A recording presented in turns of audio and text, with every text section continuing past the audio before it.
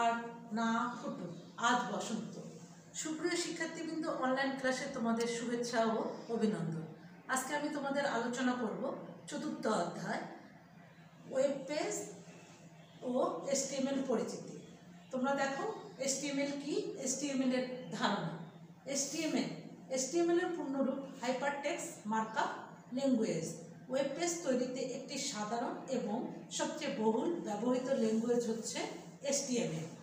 এই ল্যাঙ্গুয়েজের মাধ্যমে www এর বিভিন্ন ধরনের উপাদান ও উপকরণ তৈরি করা যায়। এটি একটি বহুমুখী ল্যাঙ্গুয়েজ। ইন্টারনেটের পেজ ও ওয়েবসাইট তৈরিতে HTML ব্যবহার করা হয়। আমি এখন আলোচনা করব ওয়েবসাইট কি। একই ডোমেনের অধীনে একাধিক ওয়েব পেজের সমষ্টি হলো ওয়েবসাইট। ওয়েবসাইটের প্রকারভেদ গঠন এর উপর ভিত্তি করে ওয়েবসাইটকে দুই ভাগে ভাগ করা যায়। একটি হলো স্ট্যাটিক ওয়েবসাইট, আরেকটি হলো ডাইনামিক ওয়েবসাইট। স্ট্যাটিক ওয়েবসাইট কি? এই সকল ওয়েবসাইট পূর্ব থেকে তৈরিকৃত কিছু তথ্য প্রদর্শন করে থাকে, সেই সকল ওয়েব পেজকে স্ট্যাটিক ওয়েবসাইট বলা হয়। স্ট্যাটিক ওয়েবসাইটের সুবিধাগুলো তোমাদের জানিয়ে দিব আমি। ওয়েব পেজের কন্ট্রোল নির্দেশ থাকে, দ্রুত লোড করা হয়। এখানে আমরা কি করতে পারি? দ্রুত তাড়াতাড়ি লোড করতে পারি। উন্নয়ন ও নিয়ন্ত্রণ করা সহজ। আর অসুবিধাগুলো কি? রান টাইমে কন্ট্রোল আপডেট করা যায় না। দেখা গেল খেলার খবরকে আমরা কি রান করতে পারি? ওটা আপনি থেকেই রান হয়ে যায়। কন্ট্রোল আপডেট করতে সময় বেশি লাগে, যেমন খবরগুলো আপডেট অনেক সময় লাগে আপডেট করতে। আপডেট করে পুনরায় আপলোড করা যায়।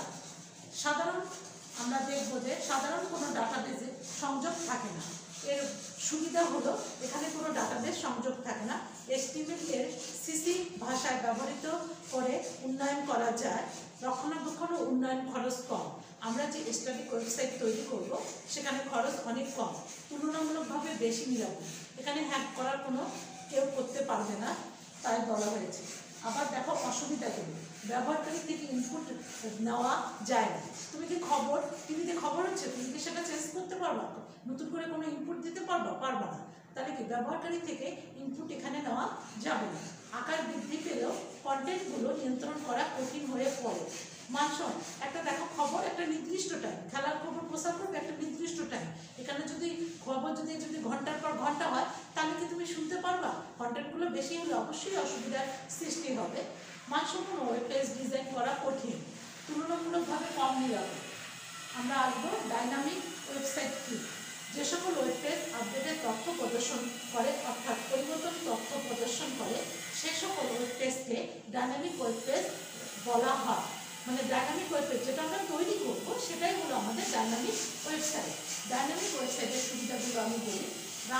রান টাইমে কন্ট্রোল আপডেট করা যায়, ব্যবহারকারী থেকে ইনপুট নেওয়া যায়। তুমি একটা গাড়ির ডিজাইন করলা, তোমার মনে হলো যে আরও চমৎকার তুমি ডিজাইন করবা, তখন তুমি কী করতে পারবা?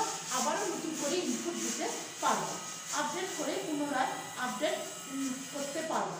আকার বৃদ্ধি পেলে কন্টেন্টগুলো নিয়ন্ত্রণ করা কঠিন নয়। তোমার যত পেজ তুমি ডিজাইন করতে পারো, বাড়ির ডিজাইন করতে পারো, তুমি হলো দেখা গেল তোমার একটা শার্টের ডিজাইন করতে পারো, যে আকার বৃদ্ধি পেলে এখানে কন্টেন্টগুলো তোমার নিয়ন্ত্রণ করা কখনই কঠিন হবে না। মানসম্পন্ন ওয়েব পেজ ডিজাইন করা সহজ। ডাটাবেজের ব্যবহার করা, কোয়েরি থেকে তথ্য বের করা যায়। ই-কমার্সের বেশি সুবিধা।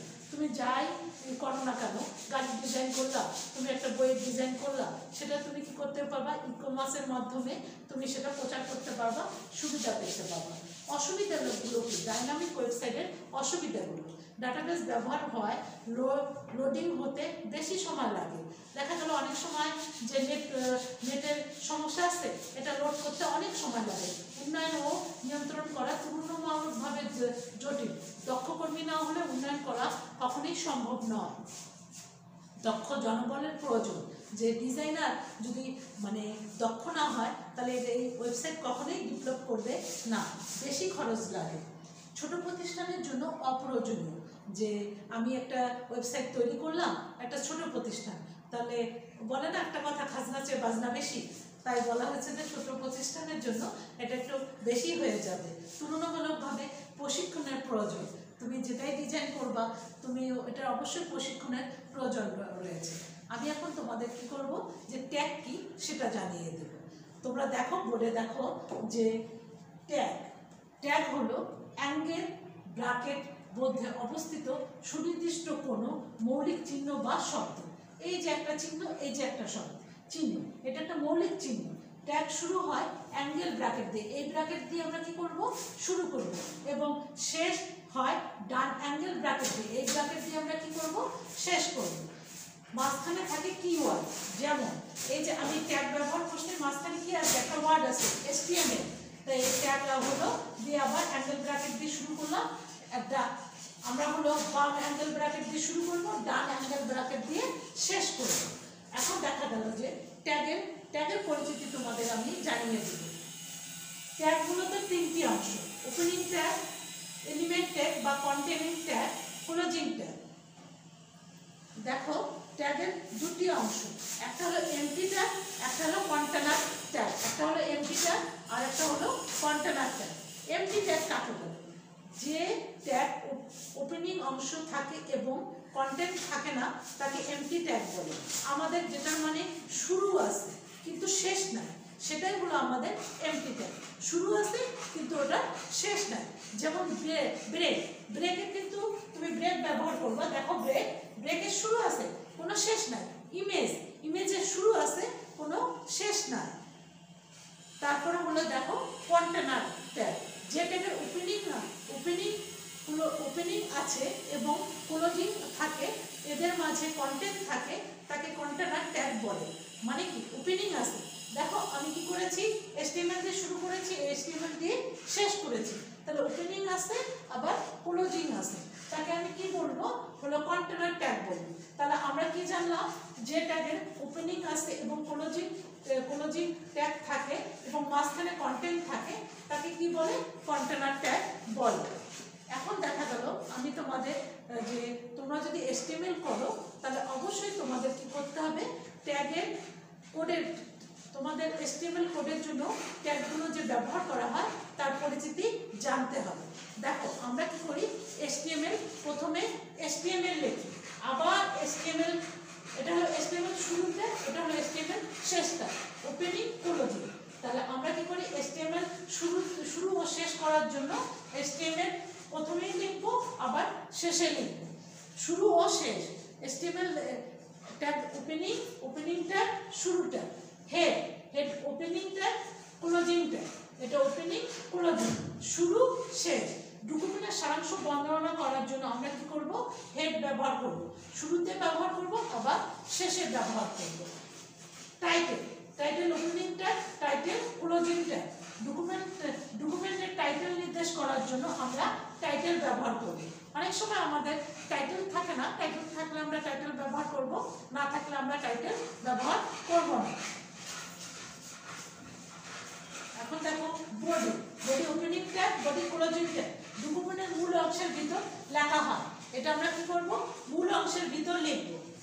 H1 H6 হিডিং তৈরি করার জন্য আমরা H1 H6 ব্যবহার করব হিডিং তৈরি করার জন্য।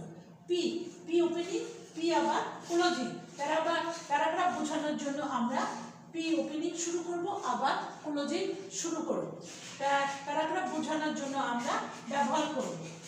ব্রেক, দেখো ব্রেক বিয়ারতে আমরা কি করি, ব্রেক এক লাইন ফাঁকা বা ব্রেক দেওয়ার জন্য আমরা বিয়ার ব্যবহার করব। মোট কথা পরবর্তী লাইন যাওয়ার জন্য আমরা বিয়ার ট্যাগ ব্যবহার করব। B opening tag, B closing tag. লেখা বোল্ড করার জন্য আমরা বি ব্যবহার করব, মানে লেখাকে মোটা করার জন্য আমরা বি ব্যবহার করব। I opening tag closing tag.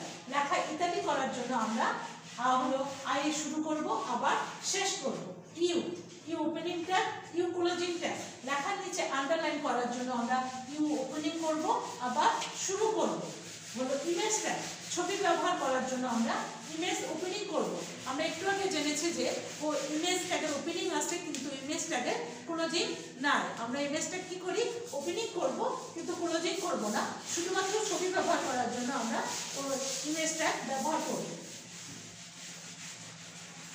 Table, table opening, table closing. Table তৈরি করার জন্য আমরা টেবিল ওপেনিং শুরু করব, আবার ক্লোজিং শুরু করব। PR, opening tag, closing tag. টেবিলের প্রত্যেকটি সারির জন্য আমরা পিআর ব্যবহার করব। টিএস, টেবিলে হিডিং তৈরি করার জন্য আমরা টেবিলে প্রথমে টিএস ব্যবহার করব, আবার ক্লোজিংয়ে আমরা টিএস ব্যবহার করব টেবিলের প্রতিটি হিডিং এর জন্য। TD, opening tag, closing tag. টেবিলের সেলস তৈরি করার জন্য আমরা টিডি ব্যবহার করব। দেখো LI, LI opening tag, LI list tag. List তৈরি করার জন্য আমরা হলো লিস্ট ট্যাগ ব্যবহার করব। আমরা যখন বাজারে লিস্ট করব বা দৈনন্দিন যে কোনো কাজকর্মের জন্য যে আমরা লিস্টগুলো করি তার জন্য আমরা কি করব, লিস্ট ব্যবহার করব। এটা বাজারের লিস্ট হতে পারে, তোমার খাতা কলমের হিসাব হতে পারে। লিস্ট তৈরি করার জন্য আমরা এলআই ব্যবহার করব, LI opening tag, LI closing tag. Way, number দিয়ে ক্রমানুসারে লিস্ট তৈরি করার জন্য আমরা অনেক সময় লিস্ট তৈরি করি নাম্বার দিয়ে, 1 2 3 4 এইভাবে নাম্বার দিই, বা 1 2 সংখ্যা দিয়ে বা বর্ণ দিয়ে এ বি সি ডি, তখন আমরা ওয়েল ব্যবহার করব, ওপেনিং করব আবার ক্লোজিং করব নাম্বার দিয়ে ক্রমানুসারে লিস্ট তৈরি করার জন্য। ইউএল, নাম্বার ছাড়া লিস্ট তৈরি করার জন্য। অনেক সময় আমরা লিস্ট তৈরি করি, বাজারের লিস্ট তৈরি করি নাম্বার ছাড়া, তখন আমরা কি করব, যে ইউএল ব্যবহার করব, ওপেনিং আবার ক্লোজিং। নাম্বার দিয়ে লিস্ট তৈরি করার জন্য আমরা ইউএল ব্যবহার করব। এ, লিঙ্ক ট্যাগ তৈরি করার জন্য আমরা এ ব্যবহার করব, এ আবার ক্লোজ করব। এ মানে দেখা গেল যে এক হাইপারলিঙ্ক থেকে অন্য হাইপারলিঙ্ক দেওয়ার জন্য আমরা লিঙ্ক ট্যাগ ব্যবহার করব। মৌলিক ট্যাগ আমাদের 4টি, এসটিএমএল, ওপেনিং আবার ক্লোজিং। মানে আমরা মৌলিক ট্যাগ 4টি, এসটিএমএল, হেড, টাইটেল, বডি। আমরা জানি যে প্রত্যেকটা ট্যাগ জোড়া জোড়া। এসটিএমএল ওপেনিং, ক্লোজিং, হেডের ওপেনিং, ক্লোজিং, টাইটেলের opening, closing, body opening, closing. তাহলে আমরা কি জানলাম, মৌলিক ট্যাগ 4টি, HTML, head, title, body, opening, closing, opening, closing, opening, closing. এখন দেখো সাধারণ ওয়েব পেজ। আমি আজকে তোমাদের একটি সাধারণ ওয়েব পেজ তৈরি করা দেখাবো। আমরা জানি যে এসটিএমএল প্রথমে লিখতে হয়, তারপরে কি লিখতে হবে, এটা আমি ওপেনিং করলাম এসটিএমএল কোড দ্বারা, যে ওপেনিং, তারপর আমাদের কি লিখতে হবে, হেড লিখতে হবে, তারপর আমাদের টাইটেল। টাইটেল তুমি তোমার প্রয়োজন অনুসারে দিবা। তুমি দেখা গেল যে আমি এখানে টাইটেল ব্যবহার করছি ওয়েলকাম টু এসটিএমএল, আমি এখানে টাইটেল ব্যবহার করেছি welcome to Rangpur government city college Rangpur, title close করছি, আবার হেড ক্লোজ করতে। আমরা জানি যে হেড শুরু করলে হেড ক্লোজ করতে হবে, টাইটেল শুরু করলে টাইটেল ক্লোজ করতে হবে। বডি আমি লিখছি SSC HTML practical, body close, HTML close. তো এখন দেখা গেল তুমি কি করতে পারো, এখানে প্রথমে এসটিএমএল লিখলা, তারপরে হেড লিখলা, টাইটেল দিলা, তোমার নাম দিতে পারো, তোমার নাম জয়, টাইটেলটা তুমি ক্লোজ করতে পারো, তারপরে তুমি হেড ক্লোজ করবে। বডি লিখলা Joy Rangpur government city college student দিয়ে, তারপরে বডি ক্লোজ করলা, তোমার সম্পর্কে যত লাইন লেখার ইচ্ছা তুমি লিখতে পারো, তারপরে এসটিএমএল ক্লোজ করবা। মোট কথা আমাদের সাধারণ ওয়েব পেজ কিভাবে তৈরি করতে হবে, প্রথমে এসটিএমএল লিখতে হবে, হেড লিখতে হবে, তারপরে টাইটেল লিখতে হবে। টাইটেল তুমি যা তুমি দেখা গেল বাংলাদেশ লিখলা, টাইটেল ক্লোজ করবা, তারপরে হেড ক্লোজ করবা।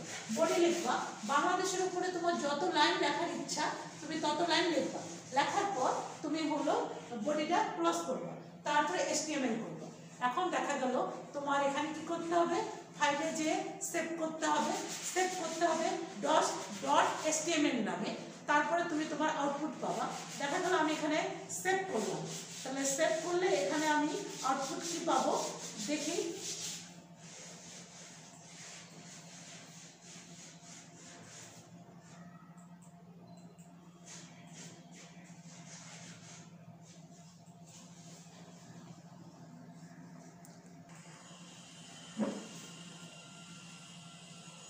দেখো আউটপুট আসলো, যে তোমরা দেখো যে হিডিং কি আসছে, বলে দেখো যে তোমার হিডিং আছে welcome to Rangpur government city college, আর দেখা তোমার বডিতে কি আসছে এসএসসি এসটিএমএল প্র্যাকটিক্যাল। তাহলে আমরা কি পেলাম, একটা সাধারণ ওয়েব পেজ তৈরি করলাম। তাহলে তোমরা এগুলো খুব ভালো করে দেখবা। HTML কি, HTML এর ট্যাগ কি, মৌলিক ট্যাগ কয়টি, ট্যাগের কয়টি অংশ, আমি যে ট্যাগগুলো আলোচনা করলাম সেগুলো দেখবা। পরবর্তীতে আমি আবার HTML এর কোডগুলো তোমাদের আলোচনা করব। ভালো থেকো, সুস্থ থেকো, স্টে হোম, বি সেফ। খোদা হাফেজ।